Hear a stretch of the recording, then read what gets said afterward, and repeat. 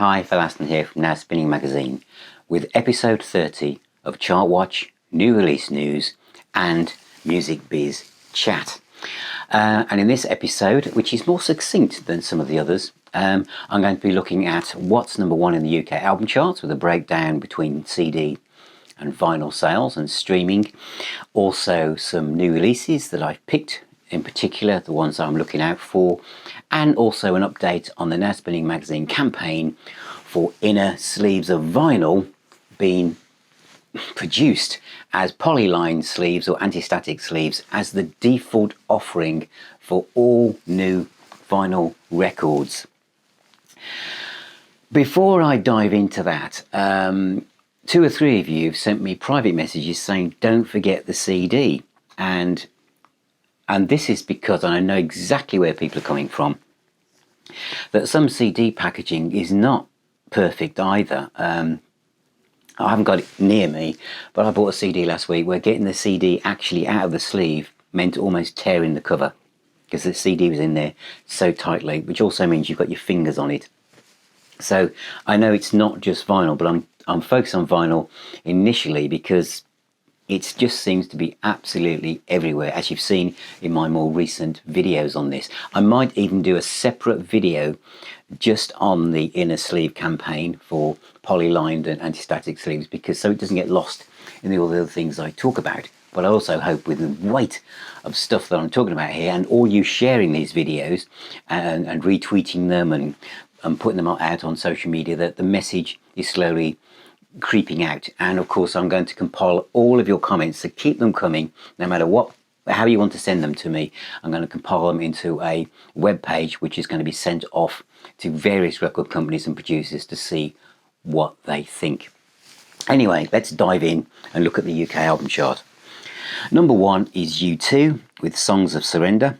So I'm going to look at that, which has also meant that it's seen a boost with their other previous greatest singles release, which has gone back in at number 38. I think he was outside the chart at about 130 odd, I think. The Answer, one of our finest, more recent rock bands, is in with their new album Sundowners at number 46. And Frightened Rabbit, which was an album I featured last week because it was scratched due to inner sleeve problems, is actually in at number 59. So, stats. U2 become number one with Songs of Surrender, debuts at the summit of number one in the UK album charts.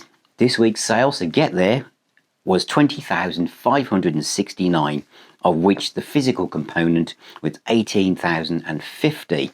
So if we break that down, CDs were 11,042, vinyl was 6,000 albums, there were 1,008 cassettes and 1,407 sales equivalent streams as well. Sorry, that's incorrect. It was 1,112 sales equivalent streams. There was 1,400 downloads. Still holding in there just a little. So this release of this album, as I was just saying, has also reawakened interest in the original versions of many of the songs on it. Hence the one. I was right. From 138 in the album charts to number 38, a leap of 2,558 sales, is their 2006 compilation called U2 18 Singles. Okie dokie. So this new album comprises of stripped back re-recordings of 40 songs from the band's back catalogue. Okay, so it's the 11th number one album that they've had. So fair play to them. The other thing I wanted to look at was Sundowners by The Answer in at number 46 with 2,152 sales. Frightened Rabbit, as I mentioned, has gone back up to number 59 with 1,970 sales. And there is a compilation chart which I sometimes touch on. The numbers here are so low really. But number one is The Greatest Showman, which has been it's been there for 39 weeks. The number one compilation album has been in the charts at number one in the compilation chart for 39 weeks. And how many sales does it take to get yourself to number one in the compilation chart? It takes 2,371, of which there are 89 CDs, 40 vinyl albums, 55 digital downloads, and everything else is streamed. It sounds like the stats from a corner shop, doesn't it? You know, down some kind of, in some small village. Interesting. Physical product accounts for 266,143, which is actually brings us to the lowest amount for physical compared with the rest of the music market, to 12.23% in this particular week. Okay. I'll just touch on the indie charts, which is the UK's biggest independently released albums of the week based on sales of downloads, CDs and vinyl, so it's everything. This is more rock-centric in a way. The Answer are number 2 here, instead of number 46. Eva Cassidy is number 7, who recently got to number 1. And the Black Crows are in there with Shake Your Money Maker, number 10, 10 years after. Space in Time is back in the charts. Wow. Not even one of their strongest albums, really, but reissued and remixed. Camelot, that looks good. That's called The Awakening. And what else have we got in there? Radiohead and Suede, and those are the other things that brought my attention.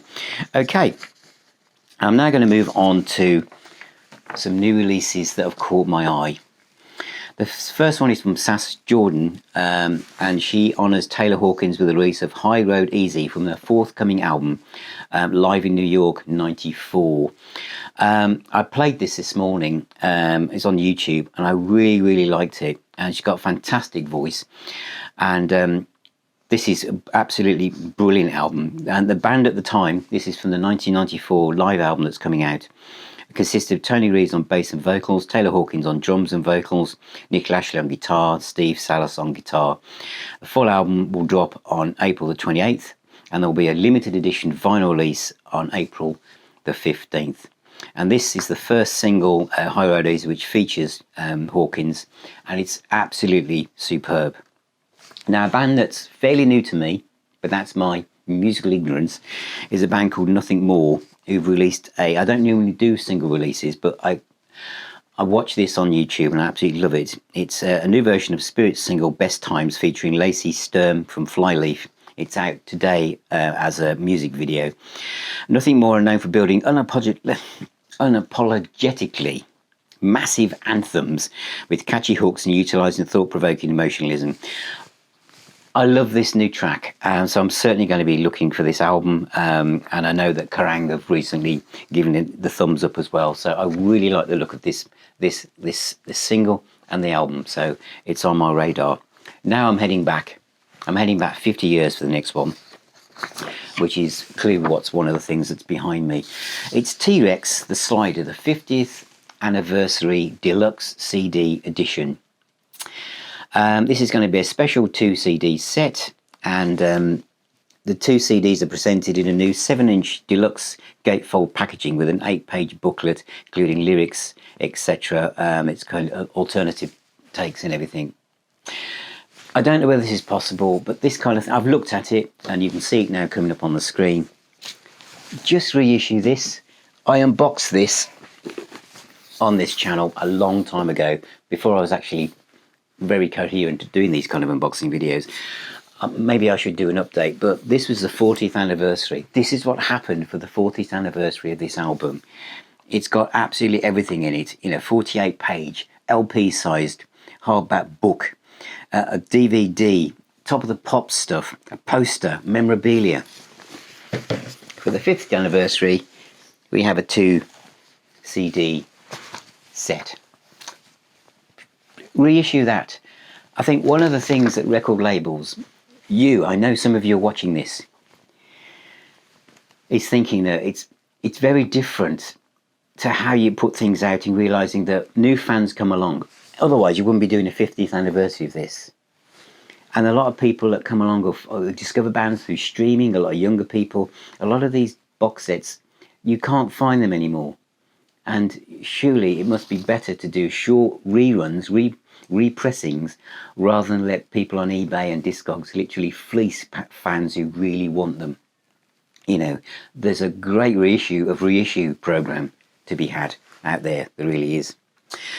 The other thing that caught my eye is Marillion Season's End, and this is a CD Blu-ray deluxe version, brand new 2023 stereo 5.1 remixes of the 5th album featuring Steve Hogarth, Season's End. So you've got a stereo remix and a 5.1 remix. and plus video content, an 85-minute documentary covering the making of the album. That looks good. And my final one for this week is Hanoi Rocks, who I featured last week because they're going to be featured in a 5 CD box set from Cherry Red or H&E. And this is Oriental Beat, which gets a deluxe treatment of officially mixed and revived from the original sessions, and it's dubbed a Re-Al remix. A 40th anniversary edition was mixed by Petri Majuri at E Studios in Finland in collaboration with the band, and Michael Morrow calls this release the longest and slowest album project ever, stating that in the 40 years in the making, it's not just a remix, but the real mix supervised and approved by Hanoi Rocks, recorded in London originally in 1981. So if you're a Hanoi Rocks fan, that looks super dupe. So that's all I have on my list for this week. So just finally, just a recap on the campaign for polylined inner sleeves or anti-static ones. An example. This is Chet Faker and Built on Glass, which is a reissue. It's a double album sitting in 2 albums in a single sleeve. Now if I can find, I'll just take one of them out. Okay, so these are the kind of, for those of you listening on the podcast, I hope you can explain. It's one of those, it's a picture sleeve, okay, picture sleeve, inner sleeve. And if I try and get the record out, now for those of you just listening to this, trying to shake the record out, if I try and ease the sides of the sleeve away from the record, it still won't come out. So the only way I can get this record out, even if I put my hand inside, I cannot pull the record out without worrying I'm going to tear the inner sleeve with the pictures on it. So I have to put my fingers on the end to actually pull the record out. And as I do that, you can hear it scraping along the inner sleeve. And as I do that, I can see bits of white paper on the record itself, even though it is a clear vinyl pressing. It's literally, I can't get that out. Okay? Right, so I've managed that then. And this is what I'm suggesting, because this is what I've done. Now, this is a single sleeve, it's not a gatefold, but what I've done is I've bought externally 2 anti-static sleeves, okay, which are absolutely perfect for this. And so the record will come out easily. Nothing is scratched. It's an anti-static archival sleeve. I'm not going to say where it's from because I don't want to advertise any specific make, but this fits in the sleeve as well as the inner picture sleeves fit in as well.